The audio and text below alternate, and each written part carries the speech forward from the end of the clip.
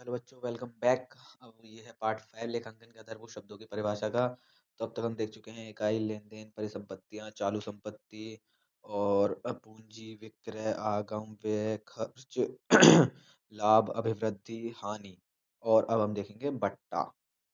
तो आज हम देखेंगे बट्टा।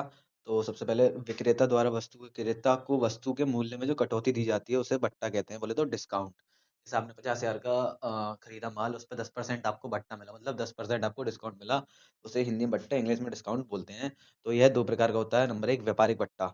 तो ग्राहकों को माल की सूची अ, मूल्य पर एक सामान्यतः य यह उत्पादन द्वारा व्यापारियों को एवं थोक व्यापारियों द्वारा फुटकर व्यापारियों को दिया जाता है। इसका मुख्य उद्देश्य बिक्री की मात्रा में वृद्धि करना होता है।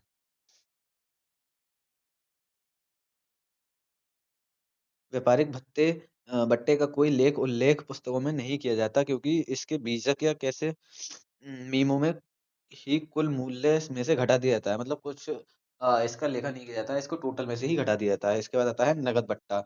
वस्तुओं के उधार विक्रय पर देनदारों को शीघ्र वसूली या निश्चित समय पर भुगतान करने के लिए छूट दी जाती है। इसे नकद बट्टा या छूट कहा जाता है।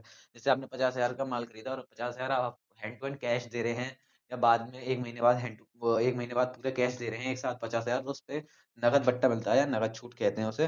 तो होता है नकद बट्टा। ये होता है, यह देनदारों को शीघ्र भुगतान करने पर के लिए प्रेरित करता है। नकद छूट का लेखा पुस्तकों में किया जाता है। इसके बाद आता है प्रमाणक। प्रमाणक के आधार पर व्यावसायिक लेनदेनों को सर्वप्रथम लेखा पुस्तकों में लेखांकित किया जाता है। प्रत्येक लेन-देन के लिए एक अलग प्रमाणक तैयार किया जाता है, जो स्पष्ट करता है कि कौन-सा खाता डेबिट किया जाना है और कौन-सा क्रेडिट। इसके बाद आता है माल। माल से आशा उन सभी वस्तुओं से है जो उन्हें विक्रय के लिए क्रय की गई हैं। एक व्यावसायिक इकाई में माल का विक्रय उसी रूप में या उत्पादन प्रक्रिया पूरी हो जाने के बाद किया जाता है। उदाहरण के लिए एक फर्नीचर व्यापारी के लिए तो कुर्सी एवं मेज़ खरीदना माल माना जाएगा, जबकि अन्य व्यापारियों के लिए परिसंपत्ति जैसे फर्नीचर खाली दुकान में लॉन्ग टर्म में यूज़ होने वाला एक आइटम है।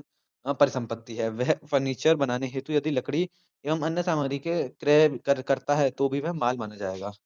जबकि अन्य व्यापारियों के लिए वो खाली फर्नीचर होता है, जो कि लॉन्ग टाइम पे यूज़ होता है, बट फर्नीचर के व्यापारियों के लिए वो माल है। तो मिलते हैं अगले पार्ट में।